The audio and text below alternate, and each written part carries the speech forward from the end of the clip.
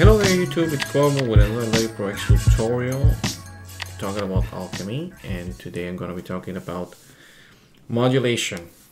Before I start going very deep into modulation, since it's going to span a few videos because there's many controls on it, I want to give just a simple overview. So in turn, this is going to be a quicker video, probably an optional video for those of you that are a little bit more proficient with modulation. So if you're one of those, then you probably want to skip this and check any of my other videos so far in the series. And sorry that I couldn't help you at this point unless I already have some of the modulation videos when you see this. Anyways, if this is the first video that you're seeing, you know what to do. If you like it, subscribe to the channel, like, comment, share with your contacts, share with other people that you think might be interested.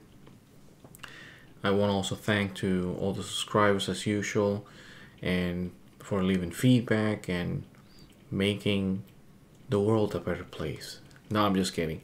Just for making it worthwhile for me to keep doing this, obviously, because it takes a lot of time and I want to do it right. So without further ado, let's just go into Logic Pro X, and this right here is the modulation section. And as you can tell, there's a lot of stuff that will potentially become tutorial videos, and not because there's a lot of stuff as in the sense of a lot of stuff happening at the same time, but there's different parameters. We have different lists here that do different things, as you can see, and I want to make sure that I cover them thoroughly.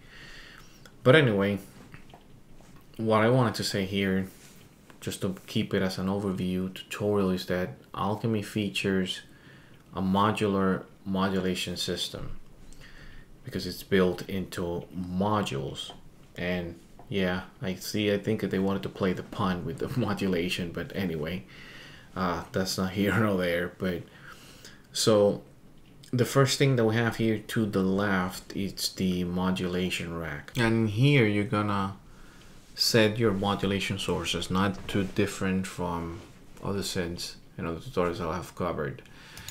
There's an extensive list, and depending on which one you choose, you can choose.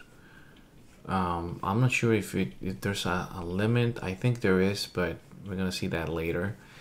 And depending on which one you choose, you already have here your modulation control panel, which will adjust and present parameters based on your selections here on the modulation rack.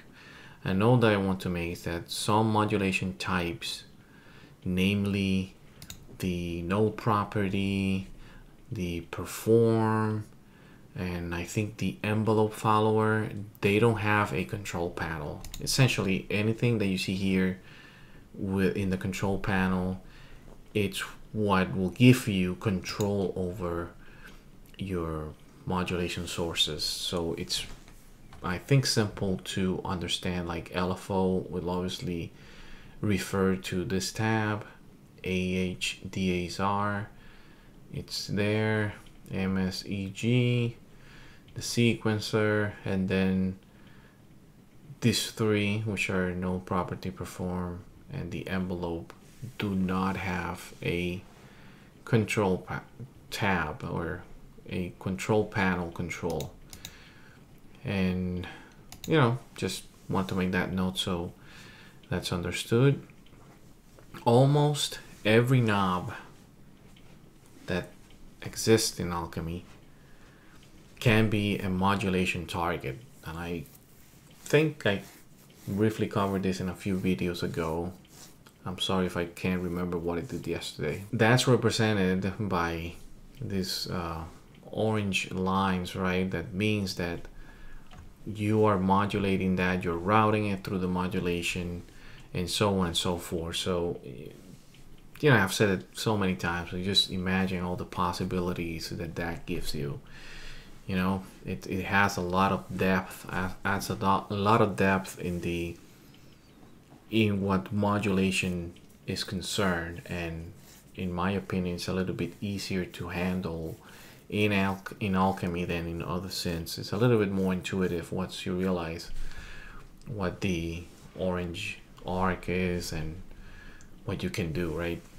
Another note is that these additional layers of modulation are good when the amount of modulation, like for example vibrato, is controlled by an envelope, MSEG, or channel pressure, for example. So another thing is that, having said that, like the most recently clicked knob that you either intend to put modulation or not is going to be highlighted in blue, and that means that you can go there, I can go there. Yeah, I wanted to modulate the modulation knobs, which would not be possible, but anyway, it's not all of them, but you can actually, if you click one of these, it's going to turn blue. You can't click these, you can't really click these ones, but if you right click, then you can add modulation and you see exactly the same thing that you have in your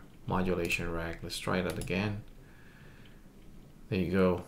So again, almost every knob lets you do that, and you know, that's a good indicator to let you know, and like what was the last thing that you applied modulation to, in case that you get lost. But it's good because it lets you easily identify the target and lets you jump around between the source up pages and maybe not get lost a lot. So just going real quick again as a recap, again, this is the modulation rack and this is the modulation control panel, and the next video I'm going to be talking about the modulation rack controls, and that's going to take us right into the heart of the modulation section.